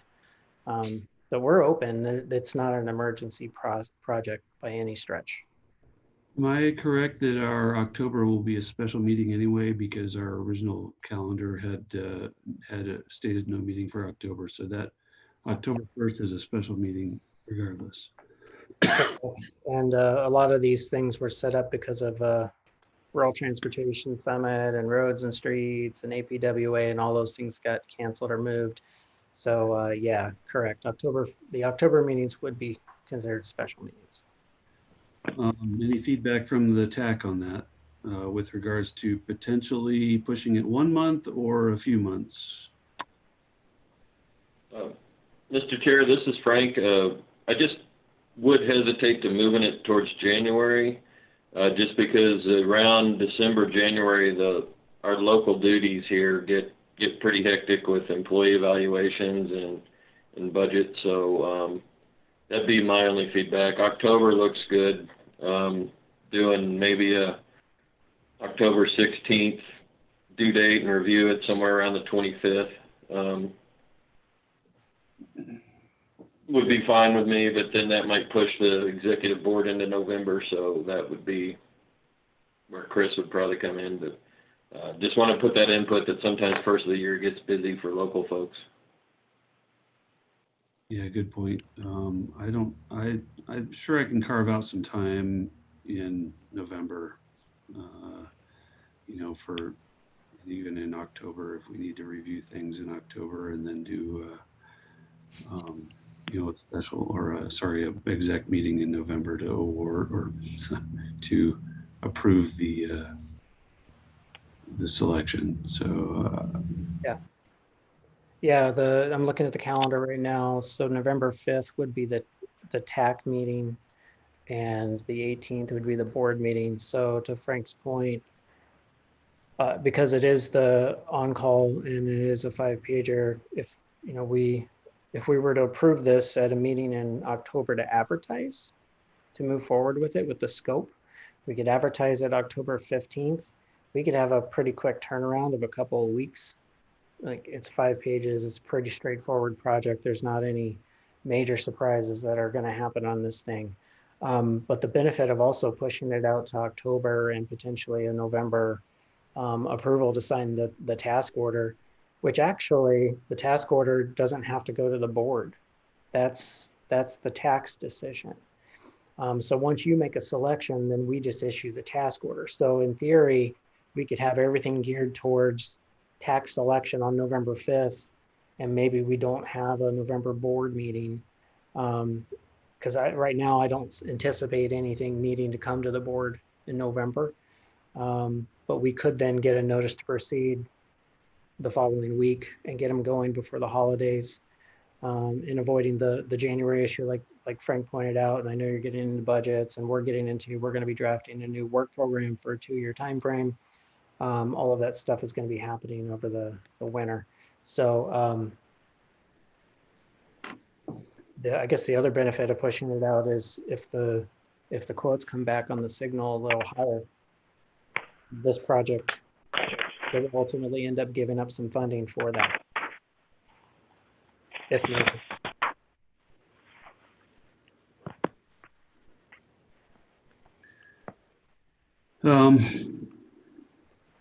Further thoughts, preferences? I got a motion. Yes, we're about ready. Yes. It's about my turn since I burned down Frank the last motion, so it's about my turn. I would recommend that the quotes for the SR 89A eastbound on-ramp alternative selection report be delayed till the October 1st TAC meeting for consideration. I'll make a second on that as the chair. And any further discussion before I take a roll call vote? Not hearing any. Vice Chair Marbury, how do you vote? Yes. Member Davis? Yes. Member Mattingly? Yes. Member Wennis? Yes. Member Roth? Yes. And Chair also votes yes on that, so we have that delayed, and I appreciate the discussion on that. That seems like a reasonable schedule moving forward, so thank you. That brings us to our last item, which is review, discussion, and possible action to recommend approval of amending the 2024 MTIP. Chris and Daniel, any thoughts you want to share with us? Dan, you want to go for it? You shared your screen, so go ahead. So this one, Mr. Chairman, forgive me for interjecting. I got to go to a 10 o'clock meeting. This is Norm, so I'm signing out. Good, and we are certainly running long here. I'm actually missing a meeting right now too, so let's try to make this brief and hopefully I can join in. So this will be extremely brief. This is an amendment for the transit projects page of the MTIP. This, we were waiting for the final numbers post pre-award and appeal process. These are now the final numbers for all the 5310 and 5311 recipients so that they can receive their money. And that is it. all right. Any questions? Very good. Yeah, I will make a motion to approve the amended MTIP. I'm looking for a second. This is Frank, I'll second. All right, I appreciate that. Let's do a roll call vote on these amendments so we can get this thing moved forward to the executive board. Give me a second here. Vice Chair Marbury, how do you vote? Yes. Member Davis, I believe, is dropped off. Yep. Yes. All right, so noted. Member Mattingly? Yes. All right, thank you. Member Wennis, how do you vote? Yes. Member Roth? Yes. And chair votes yes as well. I think we still have our quorum, so we're good to go on that approval. And with that, I am going to adjourn this meeting. And Andy, it has been a pleasure having you part of the TAC, and please feel free to pop in on us sometimes if you like. So Absolutely. I'll keep it on my calendar, and I've enjoyed all the meetings on the TAC, being a member there. So look forward to this next challenge. We'll put it that way. You too. Get those flex lanes built. That's right. Yeah. That's it. Good luck, Andy. All right. Thanks. Thank you. This Take meeting care. Everybody. Thank you. is hereby adjourned. Thank you all.